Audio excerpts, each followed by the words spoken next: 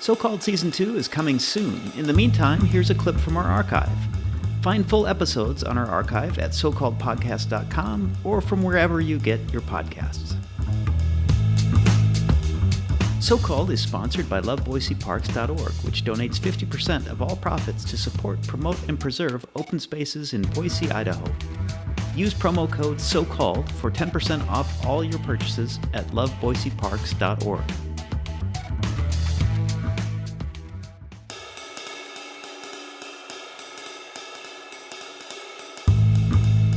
I ask each guest on So-Called, what advice would you give to your younger self? Not to ask what they would change, but to understand what they have learned along the way. This episode compiles the answers to that question, what advice would you give your younger self? I hope you find the advice inspiring and motivating as you pursue your own career.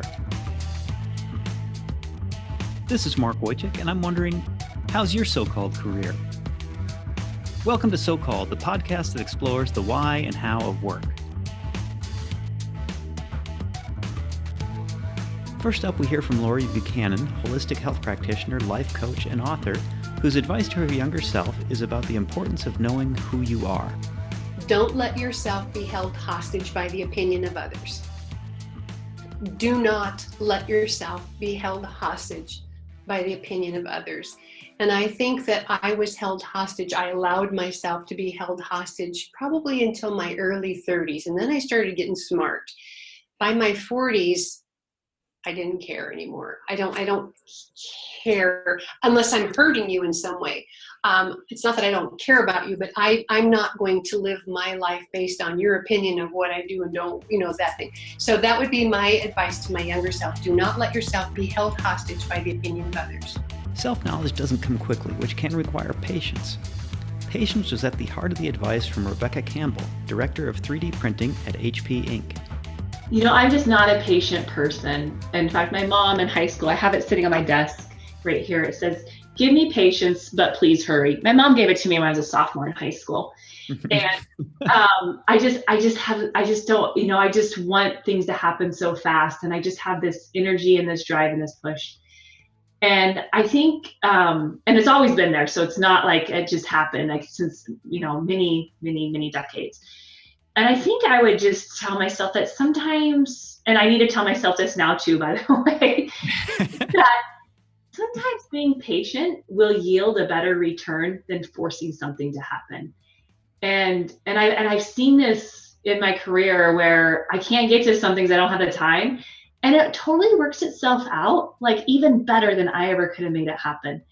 And I think this aspects, at least for me, around patience or respecting how things work together in a synergistic way and reflecting that versus just being self-focused is really important. Having that rounded view. Now, I think many people have that already. It's just my personality is just so it's overly intense sometimes. And how do I balance that back out?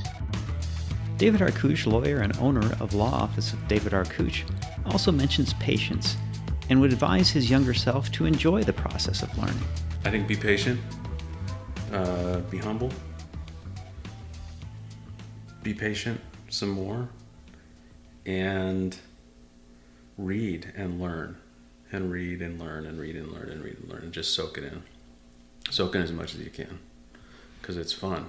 It's way more fun than learning in school. I wasn't big on that, but now that I'm out in the world, there's all this stuff that I want to learn about, and who knows where it takes you. I mean, there's very little reason not to learn something new. And if you're still in school, don't be in too much of a hurry. There is a 30,000 foot view where you're supposed to come out a more well-rounded person, and sometimes we skip that part and we come out a degree, and we miss the whole purpose of the darn thing, and skip the real meaning. And the meaning has joy. I really think there's joy in there, and that's the part that I skipped when I was in school, because I was just grinding through what I thought was this miserable morass of education. And there's joy in that learning, and there's fun, and studying now I think is fun. If I could go back to school, I would take more time, I would take fewer credits, and I would really go deep into what I was learning. Speaking of learning, Tammy Adams, certified professional facilitator, recommends learning fundamental business skills and working with a mentor. For my younger self, I would have said, learn more about running a business. Learn more about running a business. Jump in and figure out all of that startup conversation around bookkeeping and marketing and all of that, and do it well, do it on the front end, learn about those things. That was kind of a later process for me, and was painful. Yes. And I think you're probably not the only person who has had that pain. Yes. So learn it early and jump in to that early would have been great. I would say get in network with other facilitators of all different kinds as soon as possible, so that you can see all the variations and flavors of facilitation. I was fortunate in having a woman who came alongside me early. If you don't have that, find someone that, at least at the early point in life, can be that mentor to you in this world of facilitation, whether you're doing it for the job you're in or outside, because having that kind of ability to have those conversations around what could I have done differently, better, would be helpful. Jim McCauley, physician assistant, would tell his younger self to broaden his base of skills, to expand his horizon when it comes to finding enjoyable work. I'd go back to my younger self in high school and advise myself to sort of, I guess, broaden my base, get a little more out of my comfort zone. As I basically did in college what I was always good at in high school, which was writing and English stuff. I always got a lot of praise for that, and it came really easy to me. So I just kept doing that. Maybe a shorter way of saying it is just broaden the horizon. Leave yourself open to more diverse set of paths than just that one narrow thing that you're good at. Yeah. And comes easy, because you never have to really work that hard to be good at it. Well, and you don't learn how to, at least for my case, I didn't learn how to really study until I had to go back to school. I just didn't have the skills. I didn't know how to do it. I knew how to do my one thing. Yeah. Okay. I had that, I was the one trick pony master of, writing a paper overnight and, pulling that baby out of the magic bag, and it would come together somehow. I did that over and over and over and over again. But getting away with that makes me, very, very narrow in my skill set. So that's not a good thing. So let's say you've patiently learned a variety of skills. Then what? Ron Gambassi, founder of Gem State Investment Advisors, suggests examining which skills you love to use most. Start thinking earlier about what are the most important things to you in career, for example, and ask that question really early on. What skills do I love to use? And the other thing I would say is get skills in a lot of different areas. If you start your career, say, as an engineer, do engineering, but then, be on the business side as well. Get some skills in selling engineering projects. Or the more you can get a cross-section of skills, the more valuable you become. And the earlier on you do that, say in your first 10 years of your job life, it has an exponential effect on the next 30 or 40 years of your job life, because you have built such a cross-section of skills. There's an exception to that. That was true for me, but I always was more of a generalist. Now, there are specialists who achieve the tops of their career. You want to be a surgeon who only focuses on hands and you're the best in the world at it. Great. Then you're really vertically a superstar. Yeah. I think that's another thing is, do you want to be a real specialist and go deep, or are you better as a generalist and cover many segments of business? That ties directly to your personality. And I think asking that question early on in your career would be really, really powerful and beneficial, because it could, A, get you to places of advancement sooner, and B, it can help you from staying in a place too long that is not complementary to what you're trying to accomplish.